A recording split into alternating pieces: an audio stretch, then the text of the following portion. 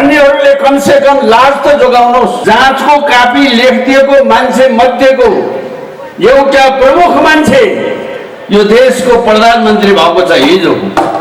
याद गर्नुहोस् कुन हैसियतको र योग्यताको मान्छे छ तिनी हामीलाई थाहा छ। जाँच लिने मन्त्री मै हुँ, vice chancellor of the jail university यही हुनुहुन्छ। प्रधानमन्त्री भएको एक दिनमा भोलिपल्ट पहिलो काम यो देशको सरकारले के गर्यो? 1.5 वर्षदेखि अदालतले नदेखेको नचिनेको मान्छे सभा समारोहमा जहाँसुकै उपस्थित भइरहेको अदालतले चाहिँ नभेट्टाएको, हाम्रो पुलिस प्रशासनले पनि नभेट्टाएको मान्छे शेरबहादुर प्रधानमन्त्री भएको साँझमा तयार गरेर भोलिपल्ट बिहान 10 बजे आफै अदालतमा हाजिर भएर लामो बयान उही दिन सकेर अदालत उही दिनमा बसेर त्यो बसेको अदालतले छुनछेक बहस उही दिनमा सकेर 10 लाख जरिवाना धरौटी उही दिनमा राखेर फेरि अदालत बसेर निसाफ गरेर उहाँलाई रिहा गरेको पहिलो काम यो देउवा सरकार। अब कहाँ भ्रष्टाचारीलाई कारबाहीको माग गरेर हाम्रो भू राजनीतिलाई ध्यानमा राख्ने हो भने हाललाई राजा नभएर देश चल्दैन। यो मनमोहन अधिकारीले भने यी एमालेका नेतालाई यति पनि थाहा छैन मदन भण्डारी पथै निर्माण गरेका हुन् भने मदन भण्डारीले त प्रत्यक्ष चुनावमा भाग लिने हो भने राजा सिर्फेस फुकालेर आऊ, होइन भने राजा मान्न हामीलाई आपत्ति छैन भनेको कुरा यो एमालेहरूले सम्झेको छैन। यो एमाले जतिको बेइमान पार्टीहरूको छैन। आफ्नै नेताले भनेको कुराको गद्दारी गर्ने कार्यकर्ता कस्तो हुन्छ? इन्द्र जात्रामाथि हमला गरे बेला काउवा भनेर त्यो नोल बोकेर सडकमा दौड्या जस्तो गरी दौडाउनुहोस्। यिनीहरू भोलिदेखि जहाँबाट आएको पनि ती भागेर जान्छ। 96 वटा लुटेको बैंकको हिसाब लिएरै छोड्छ। याद गर्नु यो राजा ल्याउने काममा बाधक राजावादीहरू नै छ। याद गर्नु त्यसलाई टाउको पनि काटेर पुच्छर पनि काटेर बिचको त्यो जो भए पनि हुन्छ विष्णु राजा भए पनि हुन्छ भन्यो केशर बहादुरले भनेर चाकडी गरेछन् एक थरी राजावादीले। यो राजा ल्याउने काममा बाधक राजावादीहरू नै छ। याद गर्नु कांग्रेसको त यति राम्रो कुरा छ भर्खर सुन्नुभयो होला नि। कांग्रेसको नेताको कुरा सुन्नुभयो होला नि। म यही सभाबाट कम्युनिस्टको नेताहरूलाई भन्न चाहन्छु कोही पनि आज इमानदार कम्युनिस्ट नेता छ यो देशमा भने एमालेका सम्पूर्ण नेतागणलाई यदि उनीहरू मदन भण्डारीलाई इमानदारीपूर्वक मान्दछन् भने मदन भण्डारी पथै निर्माण गरेका हुन् भने मदन भण्डारीले त प्रत्यक्ष चुनावमा भाग लिने हो भने राजा सिर्फेस फुकालेर आऊ, होइन भने राजा मान्न हामीलाई आपत्ति छैन भनेको कुरा यो एमालेहरूले सम्झेको छैन। यो एमाले जतिको बेइमान पार्टीहरूको छैन। आफ्नै नेताले भनेको कुराको गद्दारी गर्ने कार्यकर्ता कस्तो हुन्छ? अहिलेको एमाले भने त्यस्ता कार्यकर्ताको जमात। नेपालको राजनीतिमा स्टेट्सम्यान राजनेताको दर्जा पाएको मनमोहन अधिकारीले के भन्नुभयो? हामी कम्युनिस्टहरू धर्म पनि मान्दैनौँ, राजा पनि मान्दैनौँ, तर हाम्रो देशको वस्तुस्थितिलाई ध्यानमा राख्ने हो भने हाम्रो भू राजनीतिलाई ध्यानमा राख्ने हो भने हाललाई राजा नभएर देश चल्दैन। यो मनमोहन अधिकारीले भने यी एमालेका नेतालाई यति पनि थाहा छैन। एमाले हुँ भन्नेहरूले कमसे कम लाज त जोगाउनुहोस्। ऊ कहिलेकाहीँ मैले त जिस्काउने गर्छु। मेरो परम मित्र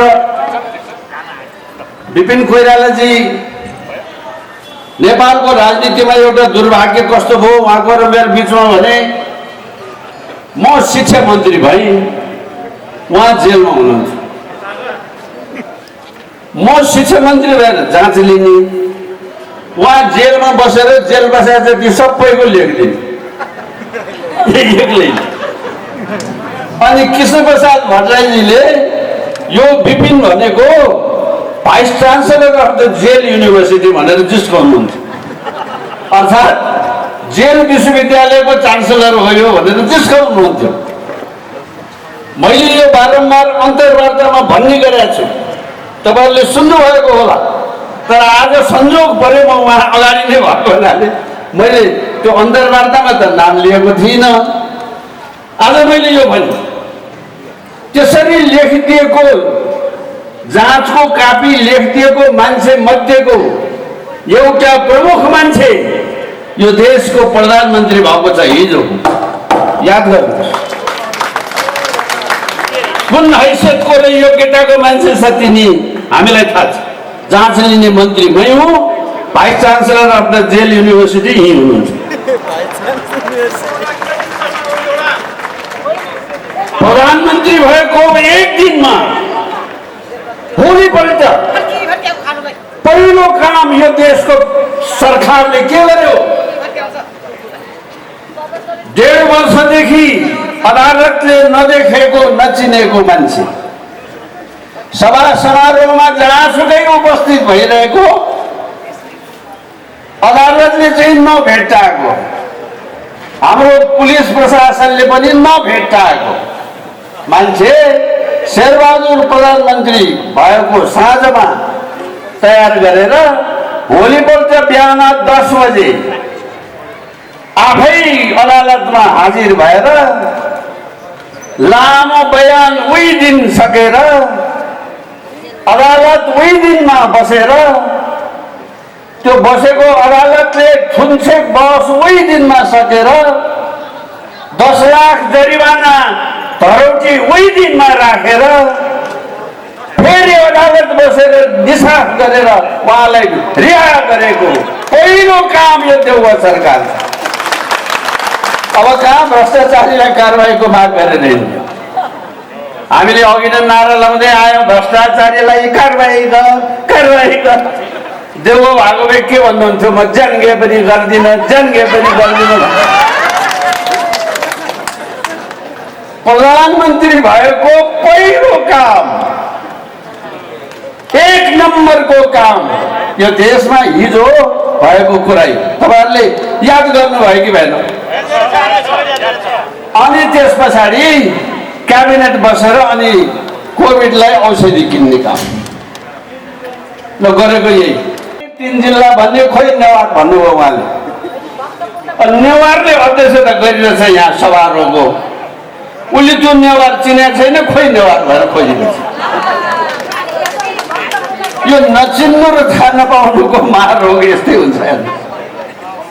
अघि गोपालीजीले नेवारीमै भाषण गर्नुभयो, हाम्रो साथी कराइरहेछ खोइ नेवार भनेर। तपाईँहरूले नेवारी भाषण गरेर सुन्यो होला।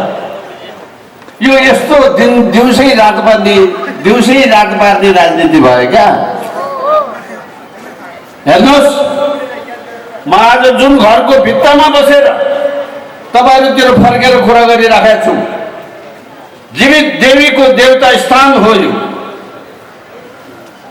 पृथ्वीनारायण शाहले काठमाडौँ आएपछि सबैभन्दा पहिलो काम यिनी जीवित देवताको हातबाट 5 औँलाले टीका लगाएपछि अनि राज्यको थप विस्तारको काम सुरु गर्यो। यो देशको संस्कार र संस्कृतिका लागि यो राज संस्थाले यहाँभन्दा ठुलो काम अर्को गरेको छैन। हरेक राजाले यो पर्वको दिनमा, इन्द्र जात्राको दिनमा, आग आजसम्म चाहे राजगद्दीबाट हटाएको किन नहोस्, राजा ज्ञानेन्द्रले समेत इन्द्र जात्राको दिनमा जीवित देवीको हातबाट टीका लाउन छोडेको छैन।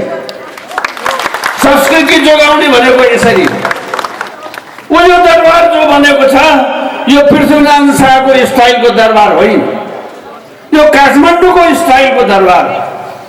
आफ्नो देशको संस्कृतिलाई जोगाउनु, आफ्नो देशको संस्कृतिको मूल्य मान्यता राख्नु भनेर पृथ्वीनारायण शाहले दिव्य उपदेशमा लेखा कुरा यही। यहाँ आएर गोर्खाको घर बनाएको भए के पनि हुन्थ्यो होला त्यति बेला, तर यहाँ आएर नेवारी संस्कृतिकै भवन बनाएको पृथ्वीनारायण शाह।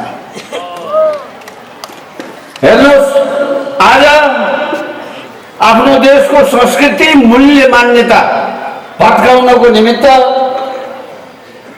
भएको कुरालाई मास्ने, बिगार्ने, नाच्ने, पड्काउने, काट्ने, मार्ने, सत्यानाश गर्नेको नाम राजनीति बनाएर 250 वर्ष अगाडि युरोपमा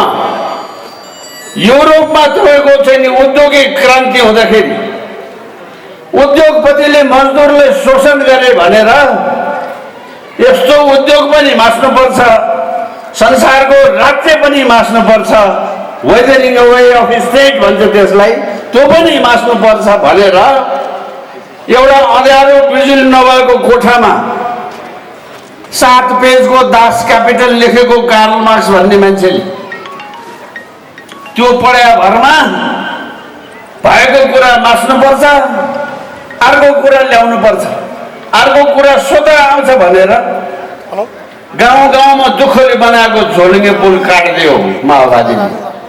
झोलुङ्गे पुल काटेपछि मोटर जाने पुल बनाए भए त राम्रै हुन्थ्यो। गाउँ गाउँको स्वास्थ्य चौकी पड्कायो माओवादीले। स्वास्थ्य चौकी पड्काएपछि ठुलो अस्पताल बनाए भए त राम्रै हुन्थ्यो। मान्छेको खराबाली तर 3 घण्टा 4 घण्टा ओह्रालो ओर्लेर एक पाथी मकै पिनेर लिएर आएको पिठो आधा रातमा लुटेर खाएर बच्चा भोलि भोकै पार्यो माओवादीले। कसको अधिनायकत्वको निमित्त यो व्यवस्थाको परिवर्तन भयो। आज 31 वर्ष भयो यो परिवर्तन भएको। 30 वर्षको पञ्चायतले यसो गर्यो उसो गरेको कथा सुन्दा सुन्दा हामी थाकिसकेका छौँ। आज 31 वर्षको शासनले के लिएर मैले हिजो छाडी अस्ति मात्रै एउटा यो पत्रकार भाइलाई अन्तर्वार्ता दिए। मेरो घर अगाडि एउटा छिटो बस्छ, कुल्ली काम गर्छ त्यो भाइ। माओवादी कालमा बर्दियाबाट 1 बोरा पैसा लुटेको पैसा बोकेर मासतिर 7 दिन हिँडेर गएको रहेछ। त्यो पैसाको बोरा बोकेर ढाडभरि फोका उठेर घाइतेर घाउ भएको रहेछ उसको। मलाई अरे यी दाइ मेरो ढाड हेर्नुहोस् त, पैसा बोकेर मेरो घाउ भएको पैसा मैले कसलाई दिएँ? त्यो पैसा लिने कार 7 तले 7 स्टार 5 स्टारमा पुग्यो। मेरो हालत जागा थिए। ऊ अहिले बाल्ला चालेर सिमेन्टी बोकेर बसिरहेछ बिचरा, मेरो घरको छेउमा छ। माओवादीको पैसा बोक्ने मान्छे। यतिसम्मको अन्याय अत्याचार र लुटेर तपाईहरु सबैलाई थाहा छ, देशमा 96वटा बैंक लुटिएको छ।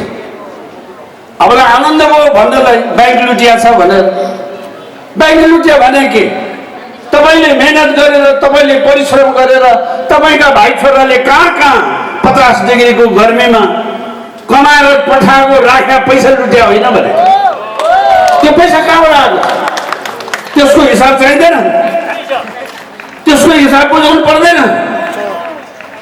राष्ट्रिय शक्ति नेपालले यो 96वटा लुटेको बैंकको हिसाब लिएरै छोड्छ। याद गर्नु, उनीहरूले भन्छ नि राजाले सम्पत्ति लुट्या छ, स्विस बैंकमा राखेको छ, लिएर आउ त भइहाल्यो नि, कसले नल्याऊ भने। राजा रानीको स्विस बैंकमा कति पैसा छ? नेपाली जनता हेर्नलाई कुरेर बसेका थिए बाबा। 25 वर्ष 30 वर्ष भयो, खै त्यो पैसा? आजभोलि बरु हालसाल एउटा समाचार आएको छ, 1 वर्षमा कति खर्बको दोब्बर भएछ अरे पैसा। त्यो पैसा कसको? राजाको हो, रानीको हो या माओवादीको हो? कसको हो यो पैसा? यसको हिसाब पनि नबुझाइ सो गर्न पाउला। याद गर, हिसाब नबुझाएर सुख पाइँदैन। यो माओवादीलाई मात्रै लागू हुने कुरा होइन, सबैलाई लागू हुन्छ, सबैलाई लागू हुन्छ।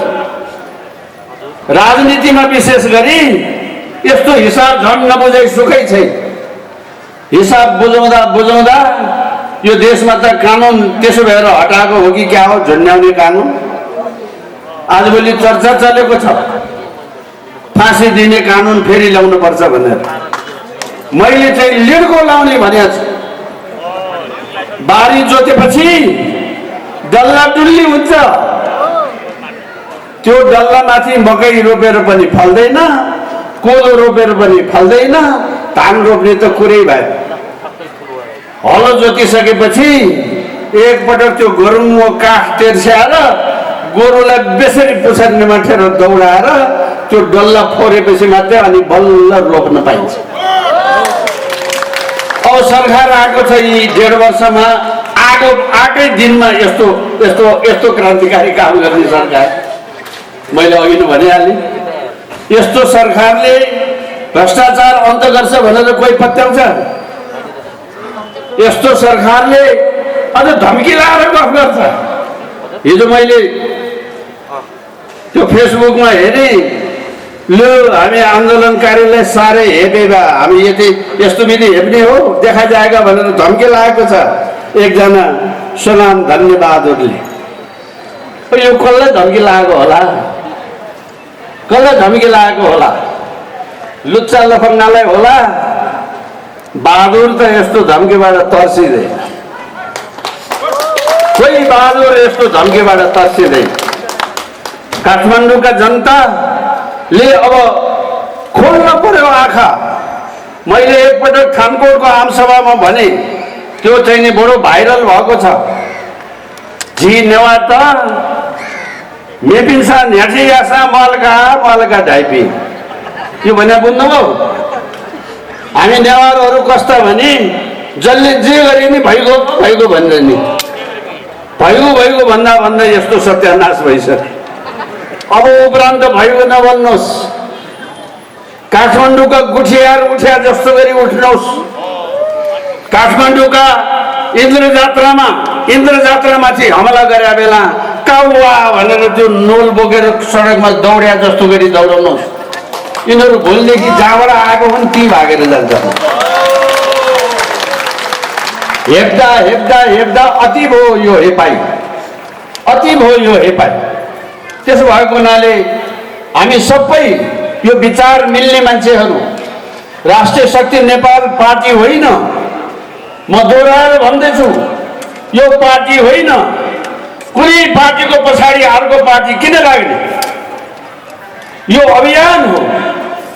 जबसम्म यो देशमा संवैधानिक राज संस्था स्थापना हुँदैन, जबसम्म यो देशको पहिचान, सनातन पहिचान कायम हुँदैन, पछाडि परेको क्षेत्रलाई हेर्नुपर्छ, पछाडि परेको वर्गलाई हेर्नुपर्छ। इतिहासको क्रममा उत्पीडनमा परेको वर्गलाई अझ राम्ररी हेर्नुपर्छ। तर त्यो हेर्ने काम जात र भाषा र जमिन बाँडेर गर्ने होइन। संहिता खारेज भएन भने, राज संस्था पुनर्स्थापना भएन भने, हिन्दुत्व पुनर्स्थापना भएन भने यो देश रहँदैन दाजुभाइ दिदीभाइ। त्यति गरिसकेपछि कसैलाई कुनै पार्टीमा लाग्न मन लाग्छ लाग्नुहोस्। गाउँ गाउँमा उहिले पञ्चायत ढल्या बेलामा रमाइलो भएन? रामबहादुर गाउँको काङ्ग्रेस भएपछि श्यामबहादुर दौडेर एमाले कता छ खोज्दै हिँड्यो। आफै त बोलाउनै परेन। आफ्नो दुश्मन काङ्ग्रेस भएपछि त अर्को दुश्मन कम्युनिस्ट हुनै परेन। अथवा कृष्णबहादुर कम्युनिस्ट भएपछि हरिबहादुर काङ्ग्रेस खोज्ने हिँडिहाल्यो। त्यो काङ्ग्रेसले काङ्ग्रेस बनाएर, कम्युनिस्टले कम्युनिस्ट बनाएर भएको हो र? गाउँ गाउँको ओडाको जो दुश्मनी हुन्छ, त्यही दुश्मनीले स्वतः ल्याएको। देशभरि आजको दिन विशेषज्ञहरूसँग विद्वानहरूसँग सल्लाह गरेर विभिन्न तर्कहरू आएको छ। सेना अघि आउनु पर्यो भन्ने तर्क पनि छ, महाराज नै अगाडि सर्नु पर्यो अब त भन्ने तर्क पनि छ। त्यो अन्तिम विकल्प हो, त्यो उपाय केही नराखेपछि गर्ने काम हो। एकपटक जनता आफैले कोसिस गरी हेरौँ न भन्ने तर्क पनि छ। त्यो तर्कमा हाम्रो लाग्यो, हामी लागेका छौँ, त्यति हो कुरा फरक। हामी लागेर हुँदैन, केही तातोपानी लाग्नेवाला छैन, कसैले कसैलाई यहाँ पत्याउनेवाला छैन भने त्यो आउनुपर्ने कुरो त आइहाल्छ नि, हामीले बोलाएर मात्रै आउने हो र, त्यो त स्वतः आउँछ।